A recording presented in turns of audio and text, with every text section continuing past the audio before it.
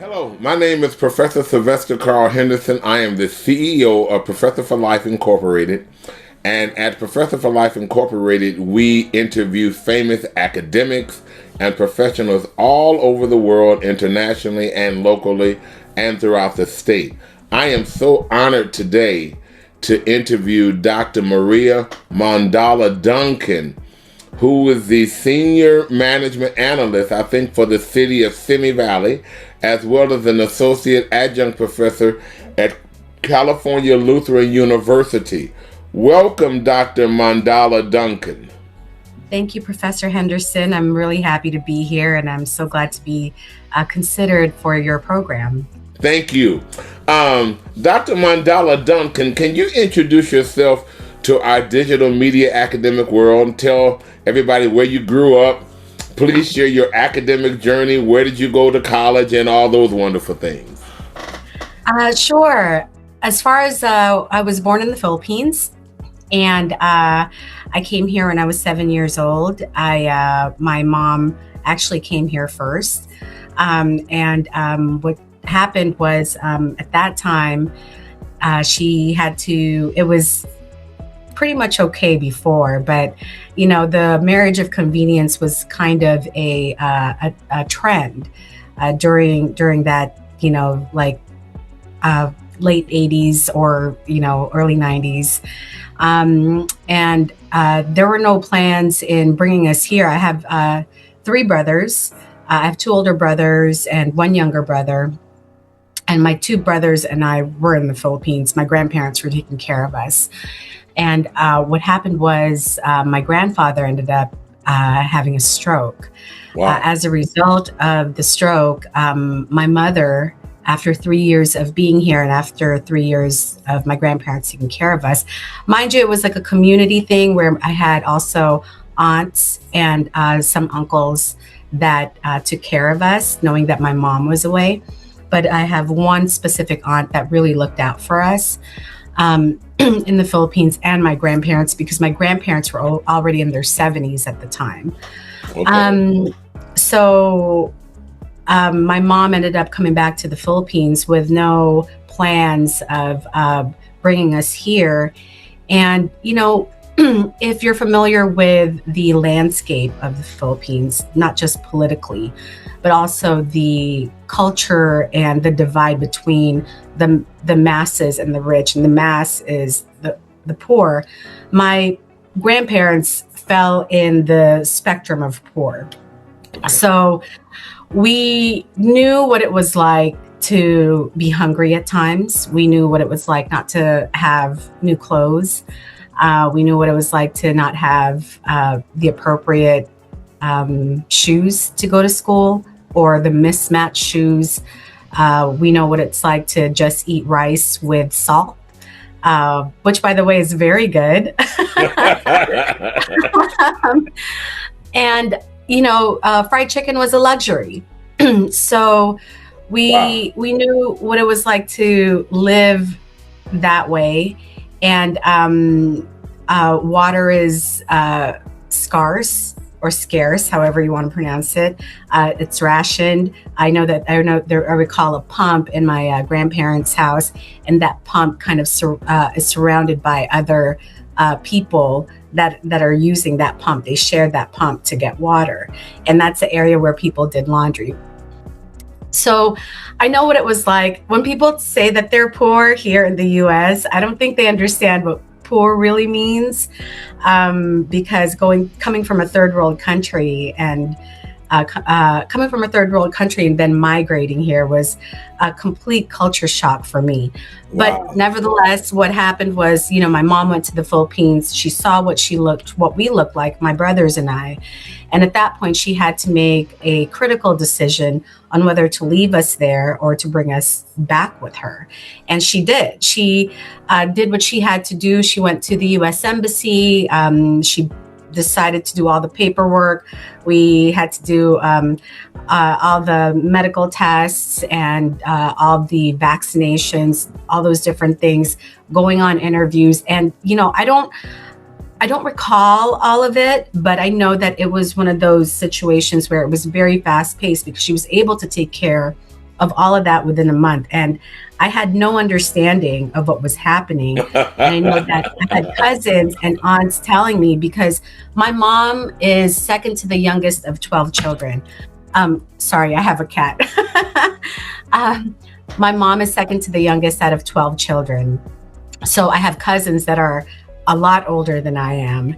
And, they're telling me that, you're lucky you're going to the States, this, that, and the other. And I had no comprehension. I grew very close to my grandmother, and she was crying every night. And the day that we were leaving, after my grandfather's burial, the day that we were leaving was very confusing for me. All I know is I was at the airport. I was dressed a certain way. My grandmother was in tears. I was in tears, didn't know what was going on. And the next thing you know, I'm in the plane, not realizing that I have motion sickness, that all I did was throw up the entire time. And that was that. And I remember I spoke very little English at the time. And we had a layover in Seoul, South Korea. We stayed at this hotel, and my brothers didn't speak any English at the time. So I was their point person to ask for orange juice or to ask for eggs, things of that nature. So we were in South Korea for a few days. And then after that, we came here to the US to a whole new environment. And that was definitely a culture shock for me, coming from a very small place with houses that are really nearly cardboard boxes or made out of plywood, that are all next to each other, to a place that's pretty much spread out, and homes that are vast, and buildings that are skyscrapers or buildings that are tall. And when I arrived here, my stepfather at the time, he was very happy to see all of us. And his first duty was to get something from the grocery store. So my mom asked me if I wanted to go with my stepfather to the grocery store. And I said, the grocery store's name is Vons. Have you heard of Vons? Yes. Okay. So in the way that she was saying it, it was like, she said in Tagalog, and then she said sabon. And I said, why do I want to go get soap? Do I smell that bad? Because sabon is soap in the Philippines, in Tagalog. So they're like, no, he's going to the market. And I said, oh, okay. So I go to the market with my stepdad, and, he took me to, I'll never forget this. He took me to the candy aisle. And as a 7-year-old girl, seeing all of this, from seeing very minimal and seeing all of this, I was shocked and my mouth dropped. I was like, and my stepfather just said, whatever you want, we'll get it. And I, my eyes were definitely bigger than my appetite. So I will never forget that moment. I actually repeated that when I eulogized him when he passed away, because it was one of those moments that I will never forget, first coming here. Wow. So that's that. And then I started school. My mom enrolled us, and my brothers ended up going to public school, and she enrolled me to a Catholic school. And I really had a problem with that, not because it's a Catholic school, but it's because I felt that my brothers had a little bit more freedom and I didn't, because I was very young. I felt really, really trapped. And I was really jealous of that. But going to school was not fun. And I can tell you that I was bullied because I spoke very little English. I remember my mom, I had to tell my mom because I didn't want to go to school. And my mom asked me why. And I told her that it was this person and this person. They keep hitting me and they keep calling me names, things like that. And my mom went to the school. And, she talked to the teacher at the time, and I was there, and the teacher brought out the two individuals, and my teacher asked, the two individuals if they were doing these things to me. And they said, no, like innocently. And my mom turned to the teacher and said, "So you're telling me that my daughter's lying?" And I've never seen my mom act like a mama bear, but she was a mama bear at the time. And ever since then, it was, I made it to the honor roll in my first year enrolled at that school. But my second year going to school, I asked her if I could leave Catholic school, and I wanted to go to public school. And I excelled in public school, and I had the best teacher, Mrs. Ash. And I know when she retired, she asked me to come back and speak on her behalf, which I did. Oh. And then, junior high school, did a lot of different things. High school, I was in the magnet program. I was a cheerleader. I ended up going to undergrad, which was a very bouncing around type of situation because I couldn't figure it out. I ended up getting my degree in sociology. And then after that, I was up north, and then I moved back home. I didn't know the path that I was supposed to take. I just ended up working, going to school, dabbled in law school, didn't really finish that. That's where I met my husband, who ended up getting sick. He has a lot of different issues, both mentally and physically. But we ended up getting married. But that was, so I was working a lot. I started my big career at Fox television stations, where I was hired on to help build a media unit for Fox television stations. I oversaw the finance side of that part of that unit. And not too long after that, I transitioned over to Fox Broadcasting Company. And I worked with the Senior Vice President of Legal Affairs, where I met a lot of celebrities. Our office was next to the chairman of the board. So you definitely have to exercise some form of decorum when you're seeing a lot of different celebrities. You cannot fangirl. So I had my training in that one. And then after that, I decided to move into a different path because I didn't think entertainment was for me. Not to say anything about the industry itself, but I'm more of a service-oriented type person. Okay. It's my love language. I exercise it not just personally, but professionally as well. And what I did was I applied for a role at Metrolink, which is a commuter rail public agency here in Los Angeles. And lucky for me, the general counsel was looking for somebody that can build a legal department from the ground up. I had the legal experience, legal background, administration and operations experience. I had experience building a department from the ground up. And he also needed someone that has a good finance and accounting background, and that was me. So he hired me on board. And then I ended up building that department from the ground up because they never had a legal department before. This was the first time that Metrolink had a legal department because they had county counsel as their counsel. And so I built that department administratively, operationally, worked with a lot of department heads and different players in the agency to make sure that the department was up and running. And my boss encouraged me to get an MBA while I was in that role. And I did. So I got an MBA, and I have, the concentrations were in organizational leadership, which is human resources and project management. And then after that, when I knew that my path wasn't going to go anywhere over there, I decided to transition over to a municipality where I was in a dual role in both human resources and the administrative services department. And while I was there, I got promoted to oversee the procurement program.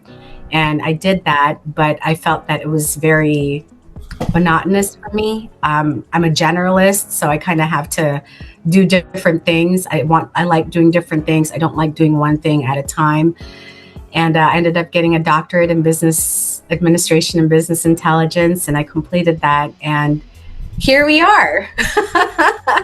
And I actually got the role to be an adjunct professor by stroke of luck. And I knew somebody that was teaching at the university. They needed somebody that could teach human resources. I have that background, not just education, but also experience. And I ended up teaching human resource management. Dr. Mondala-Duncan, you have had a wonderful, intriguing life. And please, emotionally, let your mom know I'm giving her a hug, and your stepfather, your whole family. I will. Because for coming from where you started in life, you are a strong woman and you have made major achievements for yourself. Can you tell us where you received your bachelor's, your master's, and your doctorate? What institutions? Sure. University of San Francisco for my bachelor's, Mount St. Mary's University for my MBA, and Marymount University for my doctorate. Wow. Okay. Those are all reputable, very reputable institutions. Can you describe your work and obligations as an associate professor for California Lutheran University and your responsibilities as the Senior Management Analyst for the City of Simi Valley? Sure. As a professor, so I taught human resource management. And what I do there is, I have master's students that are trying to complete one of the breadth requirements to be able to get their master's degree. So I taught human resource management, and I try to be as I wouldn't say flexible, but in a way trying to get them to understand more of the practical side of human resource management, and the practical side of the different subject matters under human resource management, because it's not just recruiting somebody or trying to separate somebody for the organization or retiring. It is a whole host of different areas, and that's why it's called organizational leadership, as it's as the main umbrella, because it focuses on program management. It also focuses on different personnel issues such as termination or any legal issues. It also focuses on benefits. It also focuses on emotional intelligence. It focuses on leadership style and management style and the difference between the two, policies and procedures, all the different laws and regulations that dictate how we're supposed to behave in an organization. And given that it is a public organization, there are certain things that you have to comply with. For instance, in a private organization, everyone's at will. Whereas in a public organization, there is something called for cause. And you have to be terminated for cause. And you can't just be terminated. It has to go through a specific hearing called the Skelly hearing. So there's different nuances that people need to be aware of. And considering that this is a master's in public policy and administration program, they need to be aware of those nuances in a public sector. What I do to make it practical for the students is that I bring in guest speakers that are subject matter experts on that on a specific subject. And I've brought people over that spoke about ethics. I brought people over that spoke about emotional employee motivation. I brought people over that spoke about recruitment, selection, and just the entire functionality of human resources in an organization, and also program management, where you're placing people in different areas in the organization and to eliminate those silos in the organization or in a department. So that's what I do for my students, and I try to have them understand those specifics, as opposed to just learning it from a scholarly standpoint, but also looking at it from a practical standpoint. And I think that's really important to note, is that you're not just reading it from a book, but you can also see how it functions in real life, because they're working students. So they have to be able to see those things and differentiate between the two. As far as a senior management analyst, I oversee the procurement program over there. That's actually another path that was very difficult for me. I was immersed into this role with very, very little procurement background. And I knew the high level understanding of the procurement function. But there are, just like everything else, nuances that you need to adhere to and comply with in terms of government regulations and other governing bodies that oversee the procurement function, whether it is a public project, whether it is a purchase of a tangible item or a maintenance service or professional service. They all have different nuances and certainly regulated by specific agencies. So going in there, I had to not just hit the ground running, but unfortunately, I didn't really have the training, and I had to train myself. And it was very, I would say, hit or miss, because when you're not familiar with certain things, it's trial by error, you know? So that there was a lot of that until it reached a point where I became very familiar with it.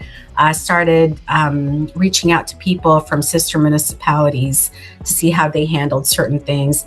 And I learned from that, and I'm still learning from it, because, you know, it is an ever evolving functionality. There's a lot of legislation that comes out, and you have to adhere to those things. And what I do in my role is I oversee various contracts, citywide contracts, such as our office supplies, multifunction devices, furniture, our armored transportation service, things of that nature that is in operation, that requires for the city to operate accordingly.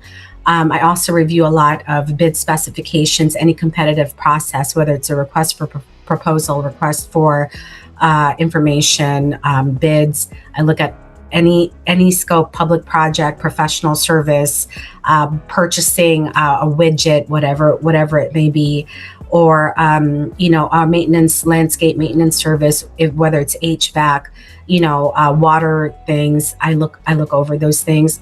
I also am the program administrator for the city's purchasing card program. So anytime there's a purchase that's declined by using the city's credit card, I have to review what the purchase is, and I would have to approve it or reject it. I review a lot of requisitions, review a lot of change orders that goes through my desk, any contracts that other departments have entered into that flows through my desk, and I approve them, assuming that it is in compliance with the city's ordinance. Those are the things that I do. I'm trying to, sometimes I'm handed a project right now. I have a big project that I'm working on is an e-procurement system, which I think it's taking too long, but that's a whole nother story. It's no fault of mine or my supervisors, but it is taking a little too long. And this is a part of being a project manager, is that when you're doing a project, I don't like having too many cooks in the kitchen.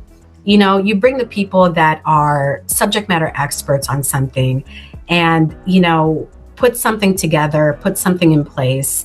And when you have something concrete that you can share with other stakeholders, that's when you involve them, when something is already established.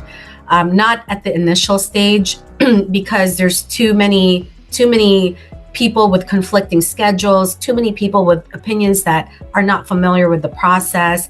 It drags the entire project down, and it's unfortunate that some projects are like that. But I'm not the PM right now, but if I was the PM, I definitely would cut a lot of different people and just stick with 2 or 3 people, and let's get this thing moving. Well, I can tell Dr. Mondala-Duncan that you have a core principle between both jobs. That means you are very good at dealing with people.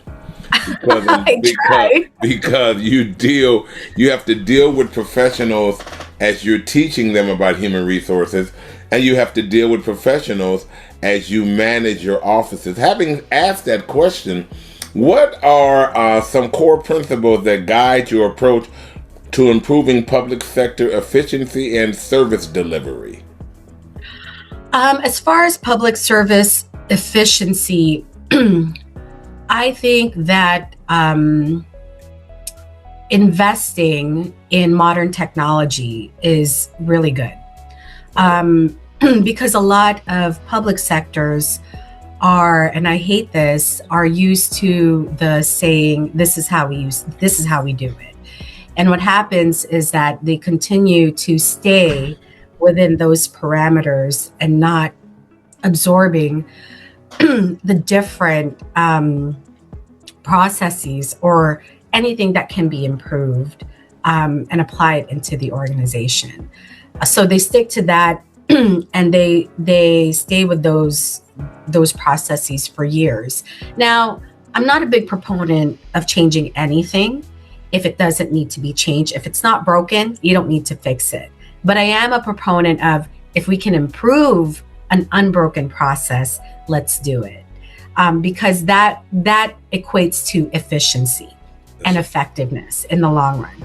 Because you do have to keep up with modern technology. And I can give you an example. Speaking of, at the time when I started working for the city, what they did was they had check deposits, and those check deposits were paper, and it had to go through an armored transportation service, and if you're not familiar with it, armored transportation service can be very costly, and there are other ancillary charges that are associated aside from their base price.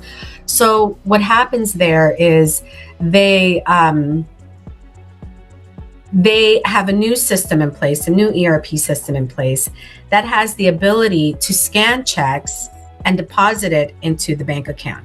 And that functionality was never utilized. And I was able to identify that and create a process where our ERP system and our banking system can communicate, they can be integrated. And that way we can use that to deposit the checks in the bank. So a few things happened. Of course, I had to do a whole presentation on this specific item. And what I did was I showed them eliminating the use of armored transportation service. I also showed them that by using this particular program, the return on investment will be higher, because there are investment accounts in the organization where if the money gets in there right away, you are accruing interest immediately. Whereas when you're going through the armored transportation process, it's 24 to 48 hours before they deposit those checks. And we get more checks than we do cash. So I had to demonstrate that, there is a benefit in using the electronic deposits function. But I can assure you, convincing people that it is beneficial Absolutely. was very difficult, because of that mindset that this is not how we do it. We're used to doing something a certain way for decades. So it took a while for the person at the time to understand the benefits of it, but eventually she was able to see that this is going to be a good process. And it's something that, the current deputy director right now appreciate, but that's something that I implemented in the agency. So that's very critical in public service and efficiency, is really appreciating the technology that's out there, and also maximizing on that technology. I think Dr. Mondala-Duncan, I think one of the fears that I can use my own self is that I remember years ago, I don't know why, but years ago, I had this really old computer that you had to use these big floppy disks. This is years ago. And you know what? When I first started teaching full-time in a 10-year job, I was determined not to change my system. They tried to give me a new computer that was more current at that time. And I fought every aspect of it until I finally realized, Sylvester, this doesn't make any sense. And now when I finally moved over, I understood the efficiency of it and the helpfulness of the tool. So I think I'm saying that to say that many people, you are absolutely right, when they've been doing something a long time, it's hard for them to change. But it takes a wise and emotionally intelligent professional such as yourself to be able to work in such a high level position. Which brings me to my next question. How do you Okay. cultivate critical thinking and leadership skills in students who may be new to the complexities of the governmental system, or government system? That's a good question. What I always start with when I'm in that subject of leadership, and as harsh as it may be, I always start with you're either a good leader or you're not. Because for me, from experience and from seeing different people, it's an ingrained characteristic. Yeah, Just because you have a high title does not make you a good leader. And I've seen that absolutely. time and time again. You know, being a good leader requires a lot of different things. You're talking about compassion. You're talking about meeting somebody where they are. You're talking about, being approachable. You're talking about, you're talking about not delegating work, but being a part of the whole process. You're also talking about just sorry, I have my cat and I have my No Alexa problem. here. There's so many different factors. There's all these different factors that's necessary to become a good leader, and emotional intelligence certainly is one of them, and that's something that not a lot of people have. And as I mentioned, just because somebody is a director or somebody is a manager or a senior manager or a supervisor, they think that I'm at this level, I don't need to do the work. No, no, you show them how to do the work, and when you do that, they can have their independence, and you've not only taught them a new skill, but you've also taught yourself a little bit of freedom to do other things that are more in line with your responsibilities. And also the whole purpose is for your students to grow, right? To take on that next role, to take on that next level. And what I tell my students is that if you're in a certain position right now, you have to be able to train your staff. You have to be able to show them how to do certain things. Now, everybody's different, but for me as a supervisor, my goal is to make sure that my staff, they have the tools that they need, not only to operate in their job, but also to take on that next role if they choose to. If they choose to, they have that extra set of skills.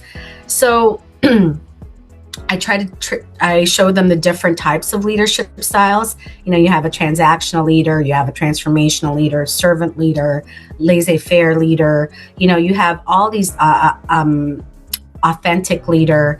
You have different kinds of leaders out there. And I also tell them that leadership is not just one part. It can be a combination of all these different things, which was a paper for my students, and their last paper is to identify what kind of leadership styles they think they employ and to provide examples.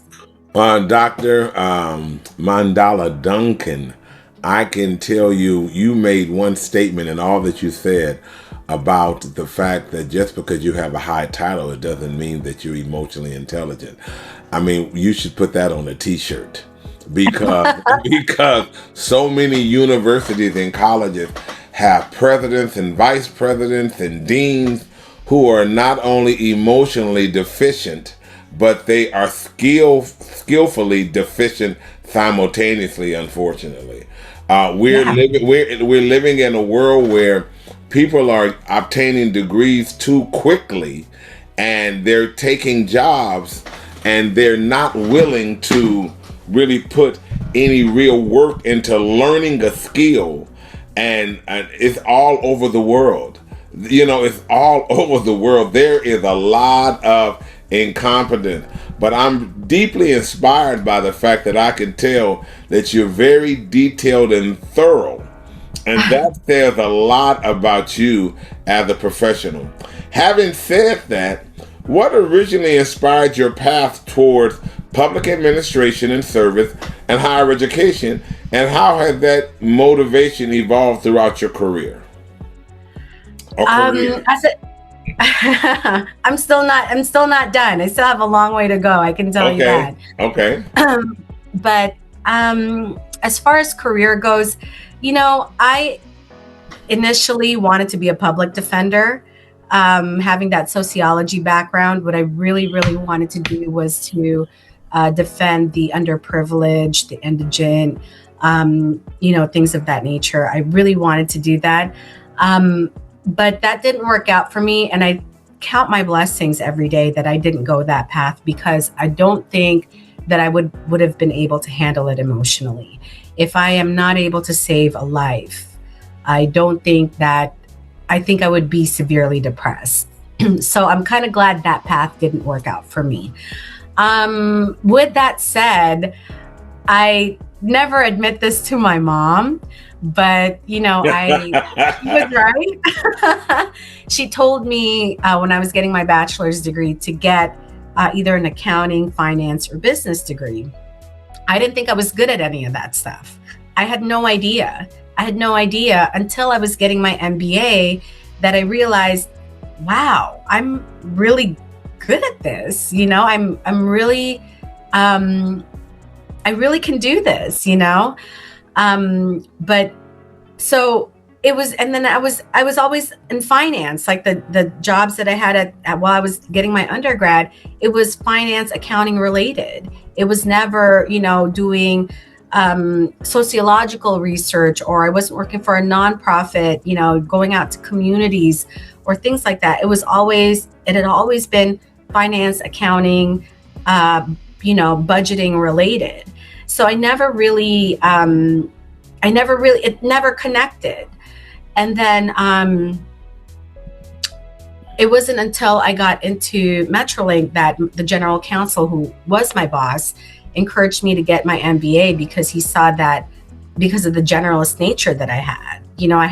I had a lot of different exposure to different things. How I transitioned into public sector or public agency was by chance. I was looking for a different organization. I knew there was no growth for me at Fox unless I unless I moved to a different department, or unless I took on a different career path, which, wasn't going to work out for me. So Metrolink had an opening for a legal administrator, and lucky for me, I was able to get into that role. And then when I finally built something after being there for 5 years, I knew at that point there was no other growth for me except for, moving somewhere else, and that's what I did. Was I transitioned into a municipality. I actually took a pay cut as well as a lower title, because the perception for me was trying to move up the ranks in a municipality. And I did for a minute, and I experienced a lot of professional challenges in the organization for various reasons, no fault of anybody. But, when I realized that the challenge was no longer there for me, I get bored easily, unfortunately, and that's to a fault. That I started thinking, do I want to get another master's degree? Do I want to get a certification? Do I want to, go a different path? Since I wanted to teach, I've done a lot of training in my current role, and I really, really enjoy teaching. So that's what I was thinking, is that I would probably just, get an EDD or something like that. But something about it just didn't feel right. So I did a lot of research. And I said, I have an MBA. I might as well just go to the next level and get a doctorate. But getting a doctorate in MBA was also difficult, because I don't know the programs that are out there that'll accommodate a working student That's one, because I need my job. My husband's disabled. I'm the only person that's working, so I can't really not have a job. And also looking at different factors, as in, how can I attend school while I'm working full time? And how can I maintain a household while working full time? And doing whatever it is that I need to do while working full time. So there was a lot of research. At one point, I was discouraged until Marymount University came up, and they have this program where, they're in the East Coast, and I'm here in the West Coast. And lucky for me, they offered a remote program to get your doctorate degree. And it was a rigorous program, even though it is remote. But I think the beauty about it is that, even though they're all the way over there and I'm all the way over here, I learned a lot. And I didn't think I was going to complete it, actually, because I was going through some personal issues during that process. My husband was getting sick all the time. He was hospitalized. We had our own things going on. And at one point, I was going to just stop going to school and, just deal with my life as it is. And, I didn't stop. And I was one of the people in the cohort that finished first in the program. And I can tell you, when I first got in the program, I was extremely intimidated, because a lot of the students, they were in high-level positions working for the federal government, Department of Defense, Department of, Justice, Department of this, that, and the other. And there's me, just a senior management analyst working for a local municipality, overseeing a procurement function, which was, probably not the sexiest job out there, but I thank God every day. You demonstrated a great deal of tenacity and perseverance. You did. I try. I do my best. And you achieved. You know what? I have just two more questions I want to ask you. Two or three. Sure. How do you maintain balance between data-driven decision-making and human-centered leadership in your work and in your teaching? Definitely. The way that I make decisions, it's always looking at the facts and circumstances, right?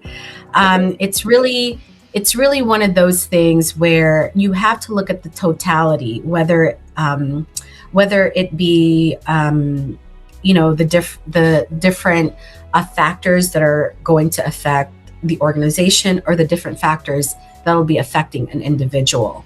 And then putting yourself in that situation, putting hypotheticals out there, anticipating anticipating what would happen if we go through this path. So there's a lot of analysis that's involved, and a lot of putting yourself in either the organization's shoes. What liability or will you be exposed to if you go through this particular path? And how would that individual feel? How would it impact them if we go through this path? So, you have to look at everything, not just, whatever your gut feeling says or whatever you feel is right at that moment, because there is a cascading effect when you make decisions, whether people like it or not. And then you have to balance it. You have to look at the benefits and the detriments. And is it going to be a long-term detriment, or is it going to be a short-term detriment that'll be fixable? Is that benefit going to be long-term, or is it short-term? And you have to weigh that and see, is the benefit something that we can live with for the time being, knowing that the benefit won't last very long? And if it doesn't last very long, what can we do to extend that benefit? So there's a lot of thinking that goes into place when you're making a decision on something. I'm not perfect by any stretch of the imagination, and I can't say that I make good decisions all the time, but I can tell you that I make decisions based on whatever whatever information that I have, and I'm looking at every single situation and who will be impacted by it, whether negatively or positively. I can't say that you're perfect, but I can definitely say that you're caring, wise, and thorough. Oh, Because, I'm okay. because those are qualities of an effective leader. In your view, what qualities define an effective public servant today, and how can cities better support the development of those qualities in their workforce? Very good question. A lot of organizations, a lot of municipalities have kind of shifted away from training and development because it is an expense that they believe is not necessary because of the other projects that may be more important, and that's more that can the funding used for training and development would be more useful in another area. Being a good leader, again, it is innate. It's a character. You can do a lot. You can train them as much as you can. You can have executive coaches for them. You can have all those things at their disposal. But if they don't know how to navigate through people, or have that emotional intelligence, or are very curt naturally, or are disrespectful naturally, or they just don't care naturally, that's not a good leadership quality. And you have a lot of people there. Hiring certain people is also, hiring good people is also important. People may be good on paper, but when you talk to them and you see them and they start conversing with you and you notice there's little things that they do, little quirks, especially in their responses. If there's ever a leadership question response, and if they respond a certain way, you know that that person may not be good for the organization. Nevertheless, people can fake that. But if you see it and they're already in that role, and you have a lot of people that are saying, this person is like this, I don't like this, they've treated me like this or whatever. The leaders that have the ability to make that decision need to listen, and need to take that into consideration and do what is right for the organization. Because, that's how that helps with morale. That's right. And when your staff has good morale, they provide good service to the community. So everything has, as I mentioned earlier, has a cascading effect. And a lot of organizations don't understand how that works. They think they hire somebody that can do the job, that's it. They don't realize that if you hire somebody at that role, they have to be able to exercise good leadership, because that translates to retention, that translates to good public service to the community, that translates to respecting others, and that transcends showing that you care for your community. But not a lot of people in public service understand that. People take on these roles without understanding, without knowing or respecting or appreciating the beauty of being a public servant. They look at it as a job, and I don't look at it is a job, but I look at it as I'm making an impact to the community. I look at procurement functions. I look at procurement things, and these things that are being procured are services to the community. You're talking about landscape. You're talking about, the water that the community uses. You're talking about, infrastructure. You're talking about professional service that'll help analyze or provide reports on street light maintenance, things of that nature. But, that's beautiful. You're doing something for the community. But a lot of people don't understand that. They just look at it as, this is my job. I'll go to a conference and I'll, flash my title so everybody knows that I'm high up there, not realizing that, no, you're really not just that, That's right.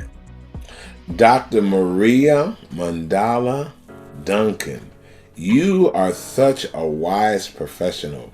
There was a gentleman, I've worked in the faith community for many years along with the academic community. And there was a guy by the name of Reverend Charles Franklin Bennett. He wasn't a very highly educated man in terms of society representations of being educated. But I remember when I applied for a job at this big old church that I've been at for 45 years now. And I remember he did something that really shaped one of my levels of leadership. I went in, typically as a young man. I think I was like 20, 25, 26, and I came in with a resume and I showed that I had my bachelor's and master's degree in music, and he put it in the garbage can. And I thought to myself, I wonder why did he put it in the garbage can? It was simple. He used a simple analogy. He said to me, I'm going to give you this department, and if I show up on Sunday morning and the choir is growing, they're singing well, they're doing all the things they need to do, then you know what you're doing. If I come in on Sunday morning and everything is in disarray and nothing is working, then you don't know what you're doing. And I never forgot that. That was such a country way of looking at the statement that was wise, that was talking about having real skill. And one of the things that I've listened to in all that you've said is the ability to be flexible, have intelligence, be caring, but really promote high-level skill and efficiency in whatever way it needs to happen. Whether it is through a conversation, whether it is through technology, whether it is through a meeting. And I think that you have really enthralled me this evening in this interview, because I could tell that when my dear friend Dr. Daryl Norman Burrell recommended you for this interview, he was a wise man for doing that. You are a wonderful professional, and I such appreciate you taking the time.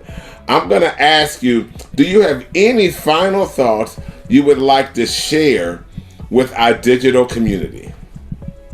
I'm very thankful for this opportunity, for you, Professor, and also for Dr. Burrell for, considering me in something like this. I don't really share my story to a lot of people because I don't feel like there's an interest in somebody like me based on the experiences that I've had, which is the reason why my dissertation was on narrative research of Asian American Pacific Islander women's experiences and challenges in achieving career success. Because it is difficult to be in the situation that I'm in.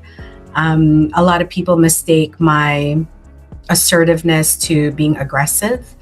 A lot of people don't think that they undermine me, but they do. And a lot of people feel that their microaggressions towards me is appropriate, and they don't realize that they've shared those microaggressions, and it makes it difficult to move up in your career when you're being perceived as a certain way. And my message to people that are feeling that way is to continue moving forward. That's right. Because no matter what, you know who you are, you know what you're doing, you're going to experience it. You're going to experience it. And, as hard as it is, you're just going to have to brush it off and, fix that crown and keep walking. Because it is difficult. It is very, very difficult. And I agree with you. If you're going through it, I can completely relate.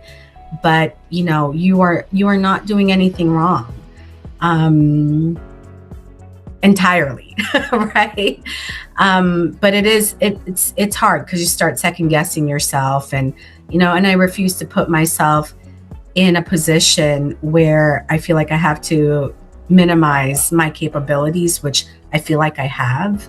and also made myself less than who I really am, because people are intimidated. And some people don't believe that. Some people think that you're overreacting or you're being too much when, this is your reality. But as I said, just keep moving forward and keep trying, because somebody there will notice you. And I say that to myself all the time. Somebody there will take note and will see we'll see what you're capable of, and will give you that opportunity. I am honored as the CEO of Professor for Life Incorporated, this international podcast, to have had the opportunity to interview you. I continue to send great blessings for you to remain confident and wise, because you are a wonderful professional. Thank you for taking the time out of your day to allow me to talk with you. And hopefully one day in God's time, we'll have an opportunity to meet each other physically. That would be great, Professor Henderson. Thank you so much for the time. I really appreciate it. You're so welcome. And I'll be talking to you soon. All right. Thank you. Bye-bye now. Thank you. Bye.